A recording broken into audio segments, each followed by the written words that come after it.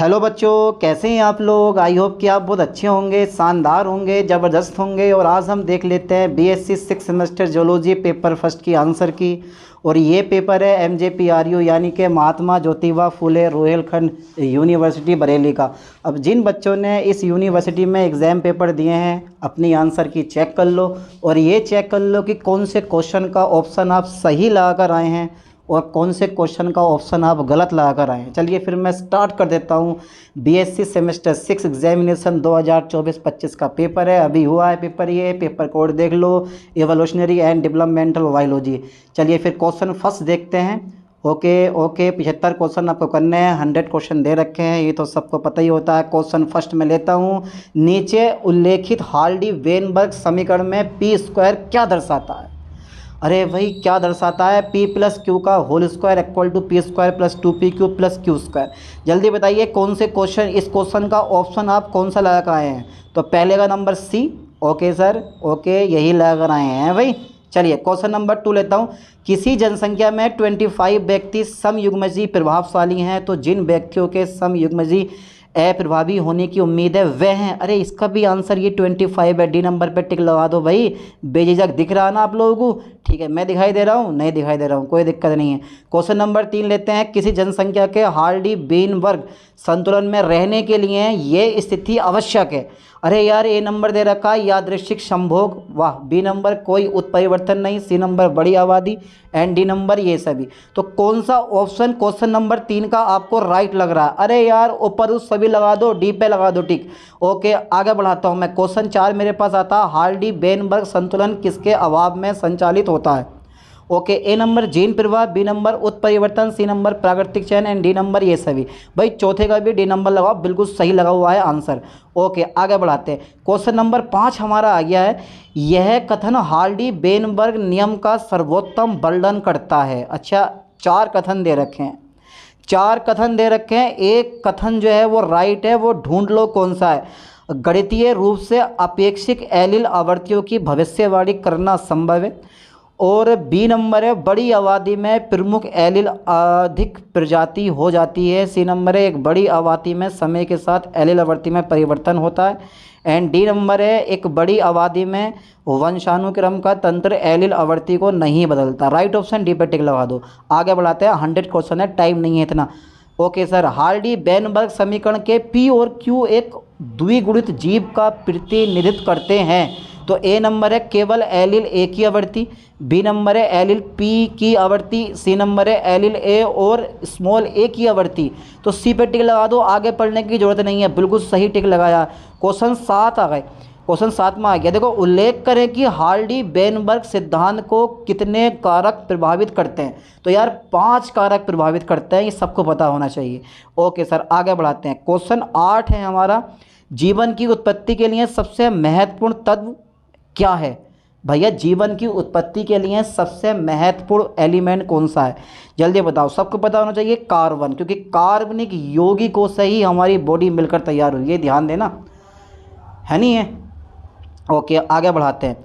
अच्छा question number 9 है, इनमें से कौन सा यौगिक जीवन की उत्पत्ति के दौरान बना था। जीवन की उत्पत्ति के दौरान बना था। तो आपने ओपेरिन की थ्योरी पढ़ी है, 7 चरणों में जीवन की उत्पत्ति हुई है, ये पता होना चाहिए आपको। तो कौन कौन से बने कंपाउंड थे भैया, वही डीएनए आरएनए जिनको आप बोलते हो न्यूक्लिक एसिड, और साथ में हमारी प्रोटीन। तो प्रोटीन एंड न्यूक्लिक एसिड, सी पे टिक लगा दो आप, ठीक है, इज द राइट ऑप्शन। आगे देखते हैं। क्वेश्चन नंबर 10 है हमारा, पृथ्वी पर जीवन की उत्पत्ति ... के आसपास हुई 5 अरब वर्ष पहले, 4 अरब वर्ष पहले, 3 अरब वर्ष पहले या 8 अरब वर्ष पहले। तो 10वें का कौन सा ऑप्शन राइट है, बिल्कुल सी 4 अरब वर्ष पहले, ठीक है। ओके 11वां नंबर आप देखें, स्टेनली मिलर ने अपने विकास प्रयोग में क्या संश्लेषित किया। ए नंबर विषाणु, B number protein, C number cell and D number amino acid. तो 11वें का कौन सा ऑप्शन राइट है, डी नंबर पे टिक लगाओ, एमिनो एसिड, ठीक है। 12वां नंबर हमारा आता है, 12वां क्वेश्चन, जीवन की उत्पत्ति सबसे पहले हुई थी, कहाँ पर हुई थी, पृथ्वी पर, वायु में, पानी में, मिट्टी में। अच्छा 12वें का कौन बताएगा राइट ऑप्शन, बिल्कुल सही लगाया, पानी में। पता है ना, महासागरों से जीवन की उत्पत्ति हुई। ओके आगे देखते हैं। क्वेश्चन नंबर 13 है, देखो, जीवन की उत्पत्ति को सिद्ध करने के लिए मिलर और उरे ने एक प्रयोग किया था। उन्होंने के साथ गैसें H2 और CH4 ली। किसके साथ ली? अरे भैया, उसमें N2 भी था, यानी कि हाइड्रोजन भी था, और NH3 भी था। B number is the right option, NH3 and H2, बिल्कुल राइट है। ओके, आगे बढ़ाते हैं। क्वेश्चन नंबर 14, जीवन की उत्पत्ति के दौरान वायुमंडल में निम्नलिखित में कौन अनुपस्थित होता है? जीवन की उत्पत्ति के दौरान वायुमंडल में निम्नलिखित में से कौन अनुपस्थित था? Methane, oxygen, hydrogen, ammonia. जो 14 का कौन सा ऑप्शन राइट है? बी पे टिक लगा दो आप, ऑक्सीजन प्रेजेंट नहीं था। ओके, अच्छा 15वां जो है, कार्बनिक यौगिक जीवन का आधार थे। कार्बनिक यौगिक जीवन का आधार थे, ये सिद्ध किया था। किसने किया था? लेमार्क ने, डार्विन ने, मेंडल ने, स्टेनली मिलर और हेरोल्ड सी ओरे ने। किसने करा था? कार्बनिक यौगिक जीवन का आधार थे, बिल्कुल राइट ऑप्शन है यार। ये डी नंबर बिल्कुल राइट होना चाहिए 15वें का, ठीक है, बिल्कुल राइट ऑप्शन लगा हुआ है, स्टेनली मिलर और हेरोल्ड सी ओरे ने। ओके, अच्छा क्वेश्चन नंबर 16 में देखता हूँ, किस जीव वैज्ञानिक ने सबसे स्वीकार्य जैव रासायनिक सिद्धांत दिया? ओपेरिन, ओरे, डार्विन, लेमार। तो 16 का कौन सा ऑप्शन राइट लग रहा है भाई आपको? A number is the right option, Oparin. ठीक है, आगे बढ़ाते हैं। क्वेश्चन 17 आ गया हमारा, उस जहाज का नाम था जिसमें डार्विन ने दुनिया भर में यात्रा की थी। यार ये जो क्वेश्चन है, कैसा क्वेश्चन पूछा है यार? ये कोई क्वेश्चन पूछने का था जो पूछा उसने कि उस जहाज का नाम था जिसमें डार्विन ने दुनिया भर में यात्रा की थी। वाह क्या बात है, इतिहास बना दिया बिल्कुल। HCH बिगल, एच क्या ऑप्शन लग रहा है? 17वां क्वेश्चन में क्या ऑप्शन है? बी नंबर राइट है इसका, ठीक है, HMS बिगल ने। ठीक है, ओके ओके, यानी कि HMS बिगल जहाज का नाम था। वाह क्या बढ़िया। 18वां क्वेश्चन लेते हैं, फिटनेस वह फिटनेस थी जिसमें डार्विन ने प्राकृतिक चयन के संदर्भित किया था। क्या किया था? Reproductive, health, survival, physical. क्या लग रहा है आपको? तो यहाँ पे राइट ऑप्शन ए नंबर है। उन्होंने बताया था कि जो जितना ज़्यादा फिट होता है वो उतनी ज़्यादा संतान उत्पन्न कर सकता है, और भी कई ऑप्शन थे उनके, लेकिन यहाँ पे जो राइट ऑप्शन है वो रिप्रोडक्टिव सिस्टम का। चलिए आगे देखते हैं। 19वां क्वेश्चन हमारा आता है, डार्विनवाद का दोष ये था कि यह ... की व्याख्या नहीं कर सका। तो ये A number is the right option, विविधाएं की ये व्याख्या कभी नहीं कर सका। तो 19 का ए नंबर राइट है। चलिए आगे बढ़ाता हूँ मैं। क्वेश्चन 20 है, लेमार्क के विचार में जैविक विकास की कुंजी प्रत्येक संतान है। ए नंबर अस्तित्व के लिए संघर्ष को दर्शाता है। बी नंबर माता पिता की पीढ़ी द्वारा अर्जित लक्षण विरासत में मिलते हैं, अपने माता पिता के समान है। फाइलोजेनी को इसके ऑटोजनी में दोहराया जाता है। बी नंबर पर टिक लगाते हैं, माता पिता की पीढ़ी द्वारा अर्जित लक्षण विरासत में मिलते हैं। अच्छा क्वेश्चन नंबर 21 है, यह लेमार्क का सबसे लोकप्रिय उदाहरण है। प्रिमरोज, सांप, अफ्रीकी जिराफ, दोनों बी एंड सी। तो सी पे टिक लगाओ, अफ्रीकी giraffe is the right option. Question number 22 में लेता हूँ, ठीक है, यह सिद्धांत किसने कहा? उपयोग में लाया जाने वाला अंग विकसित हो जाएगा और यदि उपयोग ना किया जाए तो वह कमज़ोर होकर अवशिष्ट बन जाएगा। क्या यार ये बात बिल्कुल सही है कि अगर किसी पार्ट का आप उपयोग करते रहो तो वो विकसित हो जाएगा और उपयोग नहीं करोगे तो वह अवशिष्ट बन जाएगा? ये बात रियल है? अरे यार चलो देखते हैं। मेंडल ने कहा, डी ब्रिज ने कहा, डार्विन ने कहा, लेमार्क ने कहा। तो 22 में का कौन सा ऑप्शन आपको सही लग रहा है? Is a right option, D number, बिल्कुल सही टिक लगा हुआ है। क्वेश्चन नंबर 23 की मैं बात करता हूँ, लेमार्क के सिद्धांत के विरुद्ध जर्मप्लाज्म सिद्धांत किसके द्वारा प्रतिपादित किया गया था? ठीक है, डार्विन, लेमार्क, वीजमैन, हुगो डी ब्रिज। तो सी नंबर पर टिक लगाएं, वीजमैन द्वारा। ठीक है, 24 में का नंबर है हमारा, जेनेटिक ड्रिफ्ट एक परिवर्तन है। कब? एक पीढ़ी में जीन आवृत्ति, एक ही पीढ़ी में जीन आवृत्ति अप्रभावी जीन की उपस्थिति। सी नंबर, एक पीढ़ी से अगली पीढ़ी तक जीन आवृत्ति, उपरोक्त में से कोई नहीं। तो 24 में का राइट ऑप्शन सी पे टिक लगाएं आप, एक पीढ़ी से अगली पीढ़ी तक जीन की आवृत्ति। ओके आगे बढ़ाते हैं। क्वेश्चन नंबर 25 है, औद्योगिक मेलानिज्म इसका एक उदाहरण है। ए नंबर परावैंगनी विकिरण के खिलाफ त्वचा का रक्षात्मक अनुकूलन, दवा प्रतिरोध। सी नंबर उद्योग से निकलने वाले धुएं के कारण दिशात्मक चयन। डी नंबर है परिवेश के साथ सुरक्षात्मक समानता। Is a right option, C number पे टिक लगा दो आप बेझिझक। ओके लगा दिया सर। अब आगे बढ़ा दो। क्वेश्चन नंबर 26 की मैं बात करता हूँ, डार्विन का पेंजेनेसिस सिद्धांत अर्जित लक्षणों की विरासत के समान है, तो फिर इसके कार्य के अनुसार क्या सही होगा? अंग मजबूत और विकसित हो जाते हैं जबकि बेकार अंग विलुप्त हो जाते हैं। वाह ये अंग जीवित रहने के संघर्ष में मदद करते हैं और उम्र बढ़ने के साथ अंगों का आकार बढ़ता जाता है। अंगों का विकास इच्छा शक्ति के कारण होता है। और लास्ट में डी नंबर है, वंशानुक्रम का कोई भौतिक आधार होना चाहिए। तो D number is the right option. ठीक है, 26 में का D number is the right option. चलिए मैं आगे बढ़ाता हूँ। क्वेश्चन 27 है मेरे पास। यह आबादी के प्रजातिकरण की कुंजी है। ए नंबर प्रजनन स्वास्थ्य, बी नंबर प्रजनन अलगाव, सी नंबर जनसंख्या वृद्धि एंड डी नंबर विलुप्ति। Is a right option. B पे टिक लगाएं। 27 में का B number is a right option है। ठीक है, चलिए आगे बढ़ाते हैं। 28वां है हमारा, जब एक शुक्राणु और एक अंडाणु असंगत होते हैं तो प्रजनन पृथक्करण कारण उत्पन्न होता है। जल्दी बताओ बेटा, इसका राइट ऑप्शन कौन सा लग रहा है? जब एक शुक्राणु और एक अंडाणु असंगत होते हैं तो प्रजनन पृथक्करण कारण उत्पन्न होता है।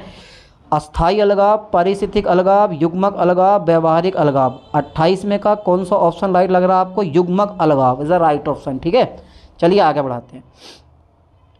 29वां क्वेश्चन हमारा आ गया, प्रजातियां जैविक अवधारणा के कारण प्रजनन करने वाली आबादी पर लागू होती हैं।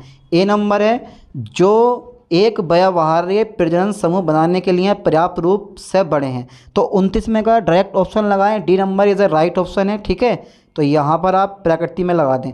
अच्छा, एक चीज़ और है, क्वेश्चन नंबर 30 हमारा आता है, आनुवांशिक बाधाओं की अवधारणा में निम्नलिखित में से कौन सा शामिल है? जल्दी बताओ बेटा, आप कौन सा क्वेश्चन का ऑप्शन, इस क्वेश्चन का ऑप्शन कौन सा सही लगा कर आए हैं? सोचो जरा एक बार, है भाई, कौन सा लगा कर आए हैं आप?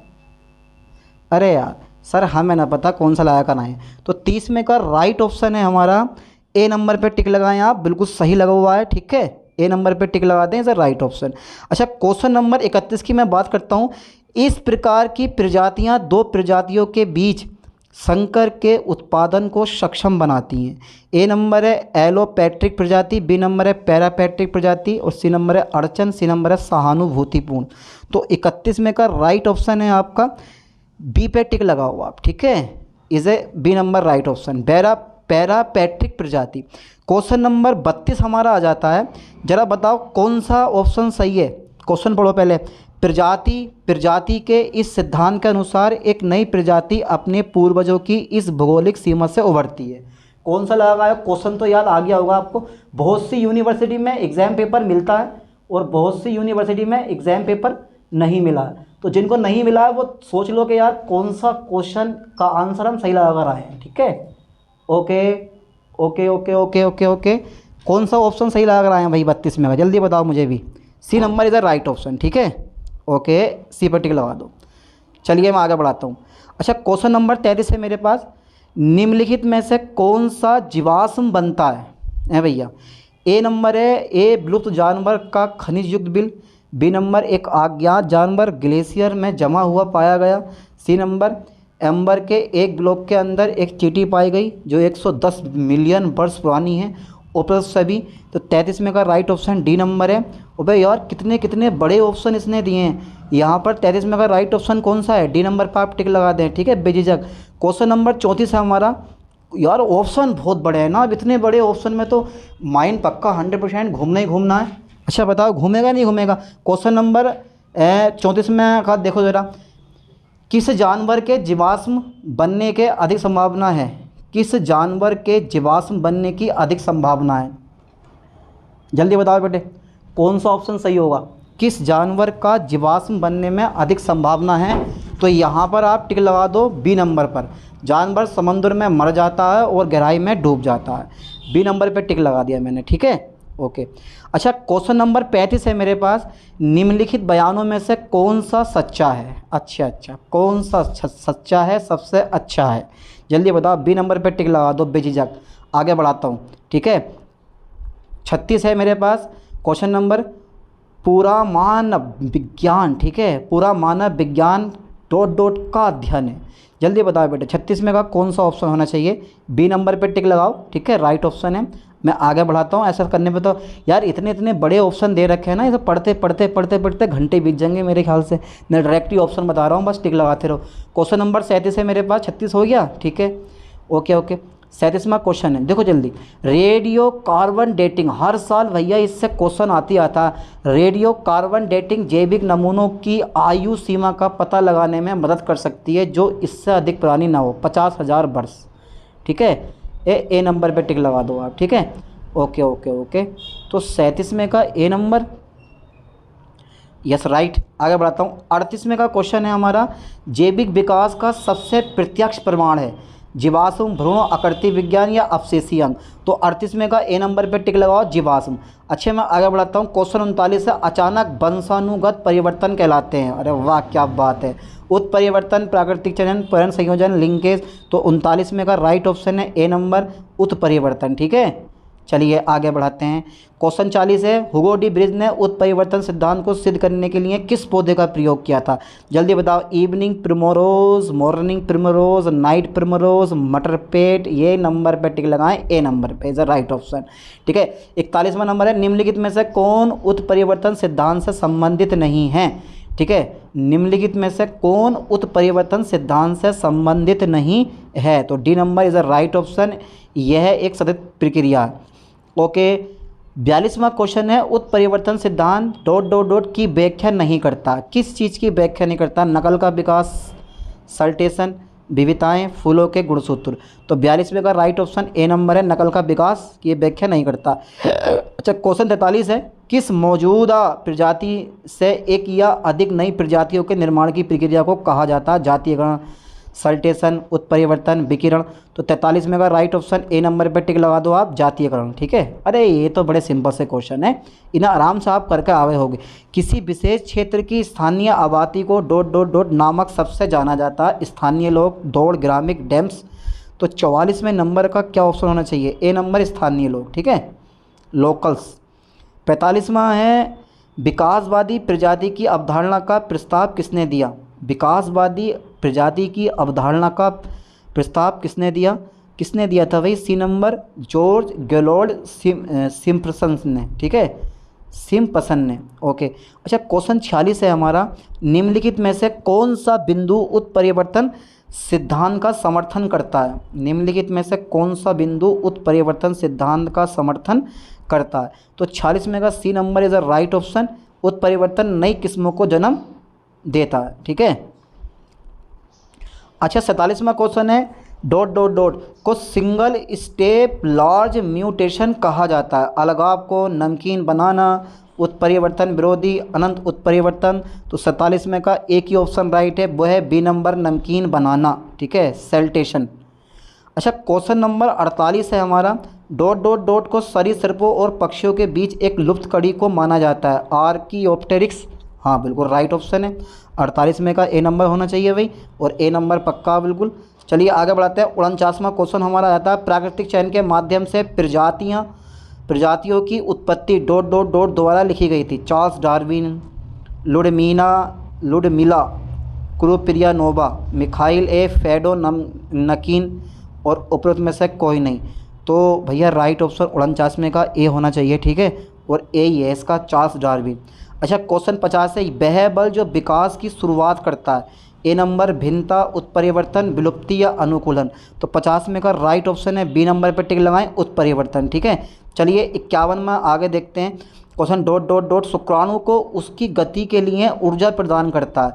तो पूंछ, मध्य टुकड़ा, सिर, एक्रोसोम। तो गति के लिए ऊर्जा प्रदान करता है मध्य टुकड़ा क्यों करता है? क्योंकि मध्य भाग में जो होता है ना, यानी कि जो मिडिल पीस होता है, उसमें माइटोकॉन्ड्रिया होता है, और माइटोकॉन्ड्रिया में ऊर्जा संचित होती है। वही क्या करता है? गति प्रदान करने के लिए ऊर्जा देता है। ठीक है, चलिए आगे देखते हैं। क्वेश्चन नंबर हमारा 52 है, शुक्राणु जनन के दौरान इनमें से क्या होता है?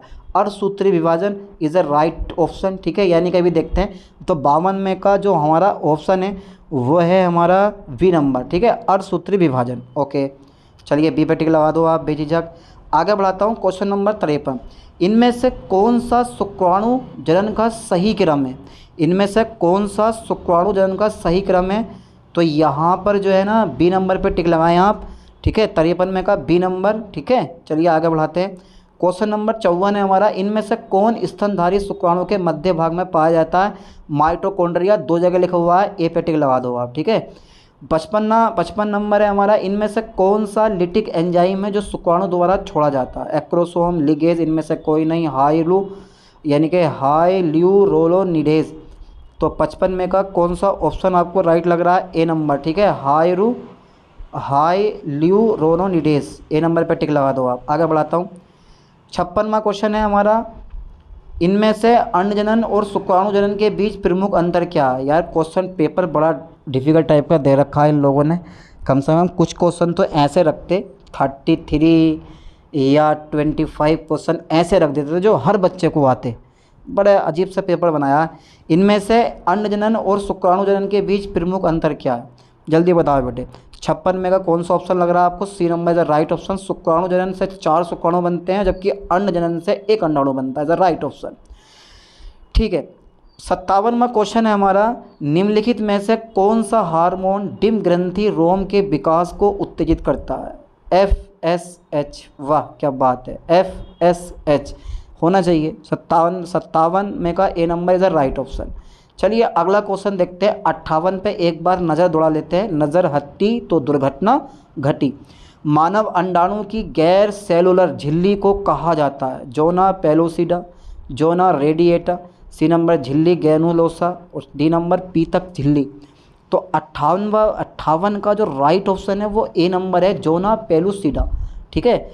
अच्छा क्वेश्चन नंबर 59 है, कैपेसिटेशन में परिवर्तन होता है निषेचन के बाद शुक्राणु, निषेचन के बाद अंडाणु, निषेचन से पहले अंडाणु, निषेचन से पहले शुक्राणु। इस 59 में का D number is a right होना चाहिए। तो ठीक है भैया, D number is a right है, ठीक है। अच्छा आगे बढ़ाता हूँ।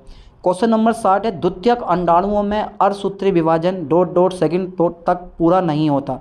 गर्भाशय, प्रत्यारोपण, निषेचन, यौवन, जन्म। तो 60 में का कौन सा ऑप्शन आपको लग रहा है? C number is a right option, निषेचन, ठीक है।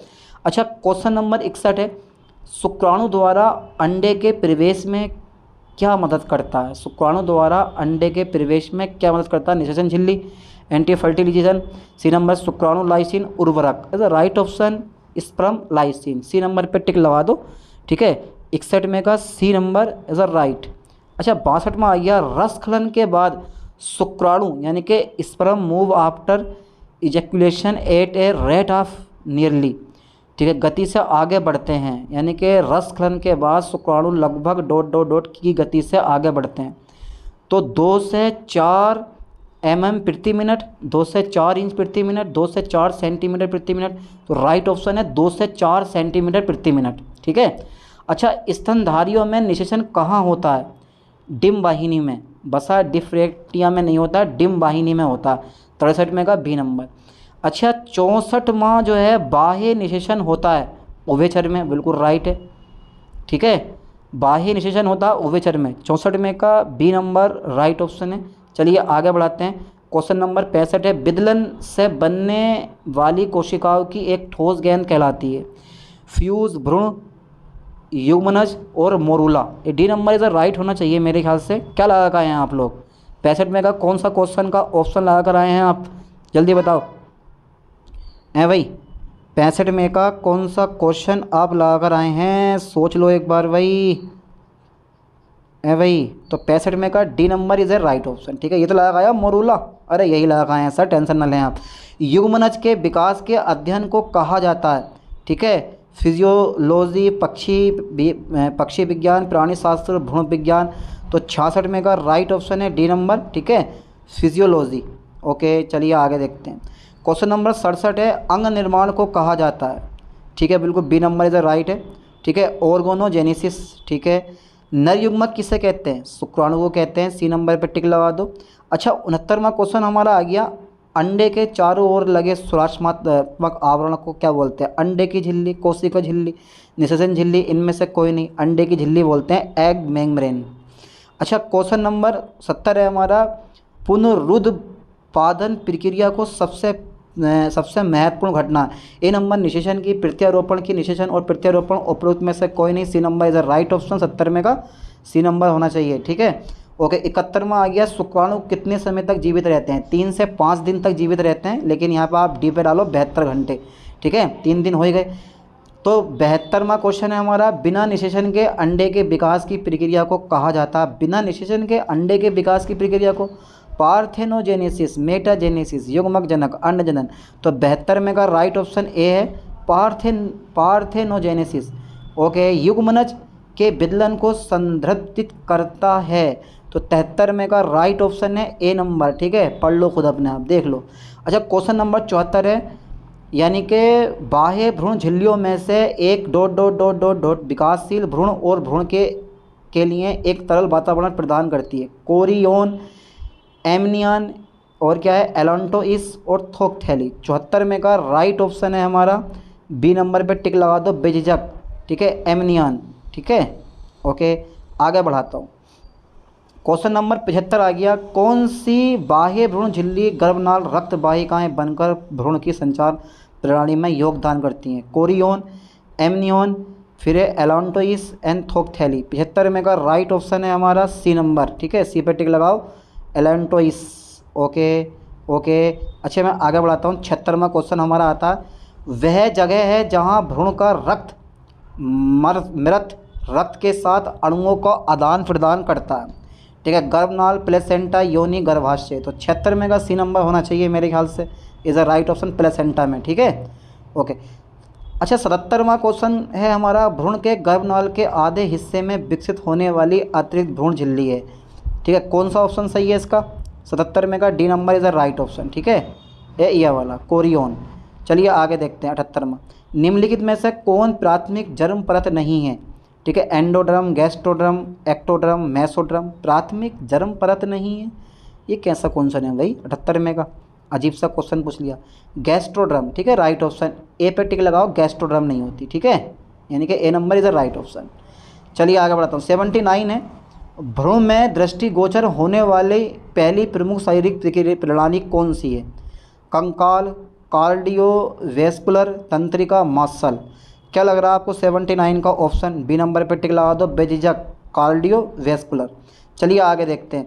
क्वेश्चन नंबर 80 आ गया, गर्भाशय के दौरान प्लेसेंटा से निकलने वाले एस्ट्रोजन और प्रोजेस्टेरोन के बारे में इनमें से कौन सा कथन सत्य है? B number is the right option, ठीक है, टिक लगा दो बी नंबर पे।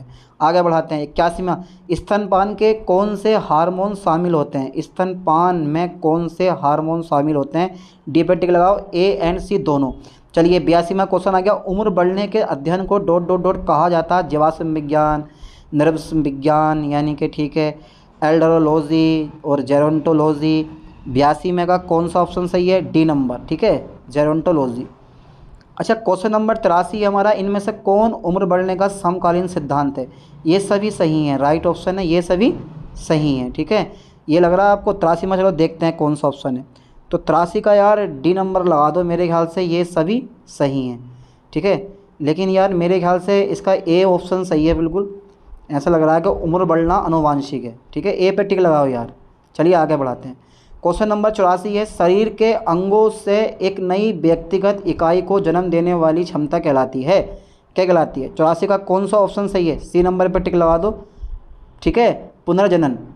ओके, 85वां नंबर है, किसी अंग या पूंछ का पुनर्जनन इसका उदाहरण है?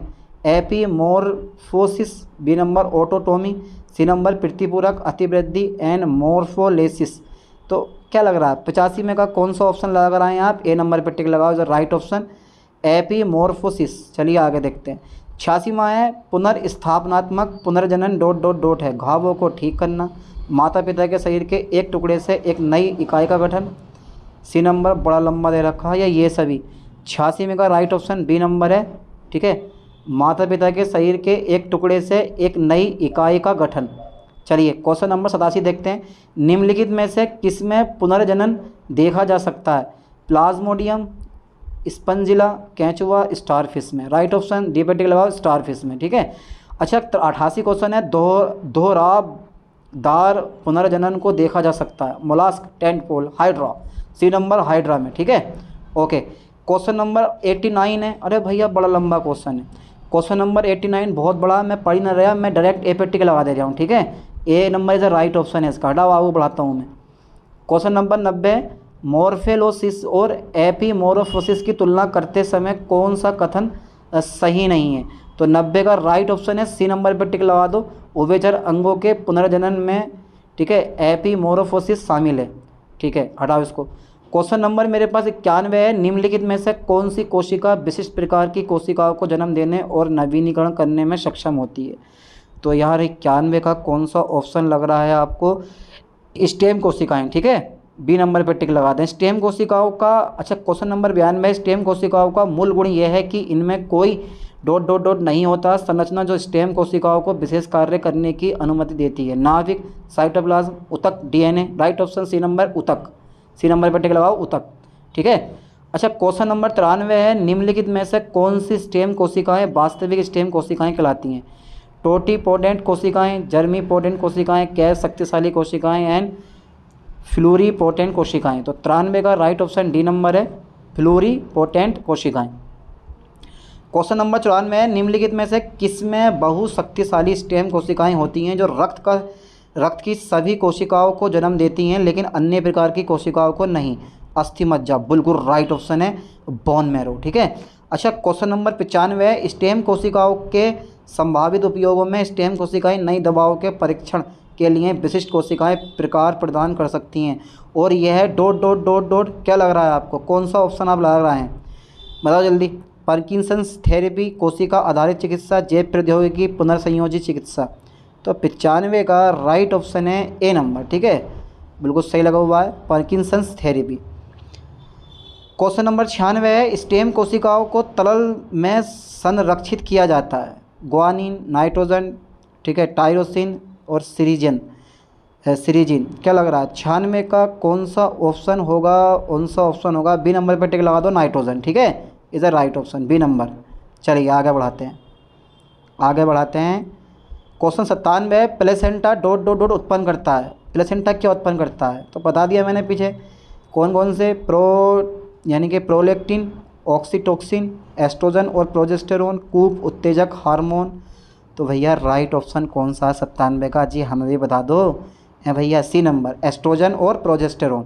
ये क्वेश्चन ऊपर ही पूछा गया, सेम टू सेम इसी का ही। 98वां नंबर है, भ्रूण का भाग्य मानचित्र किस अवस्था में तैयार किया जाता है? Morula, blastula, gastrula, neurula. कितने शानदार नाम है, एक ही फैमिली के मेंबर लग रहे हैं मुझे तो ये। 98 का राइट ऑप्शन कौन सा है आपका भाई? बी नंबर पर टिक लगा दो, ब्लास्टुला। अच्छा ठीक है सर, आगे बढ़ाता हूँ। क्वेश्चन नंबर 99 है, चूजे के विकास में गैस्ट्रुलेशन के दौरान कोशिका की गति को कहा जाता है? कोशिका की गति, आक्रमण, शामिल होना, प्रवेश, एपिबोली। तो 99 का जो राइट ऑप्शन है भैया, 98 का बी नंबर हो गया, ब्लास्टुला, ठीक है। तो 99 का जो राइट ऑप्शन है सी नंबर पर टिक लगाएं, प्रवेश। अच्छा क्वेश्चन नंबर लास्ट रह गया 100, पृष्ठरज्जु कासेरुकी भ्रूणों में से एक संरचना है जो डॉट डॉट डॉट के नीचे स्थित होती है और इसके दोनों ओर होती है। अरे वाह क्या क्वेश्चन पूछा। 100 मार्क नंबर है, ए नंबर लगा दो, ठीक है, ए ये वाला क्वेश्चन, ठीक है, ओके, राइट ऑप्शन है, सही करके लगाएं, कोई दिक्कत नहीं है। तो 100 ए नंबर है, ठीक है, 100 का ए नंबर। तो 100 क्वेश्चन हमारे पूरे हो गए, ठीक है, ओके। अब ये चेक कर लो कि कौन से क्वेश्चन आप सही लगा कर आए हो, कौन से क्वेश्चन का ऑप्शन आप सही लगा कर आए हो, बस ये चेक कर लो, ठीक है, ओके। अब पेपर सेकंड की आंसर की मैं कल अपलोड करूँगा। मिलते हैं नेक्स्ट वीडियो में नेक्स्ट लेक्चर के साथ। थैंक्स।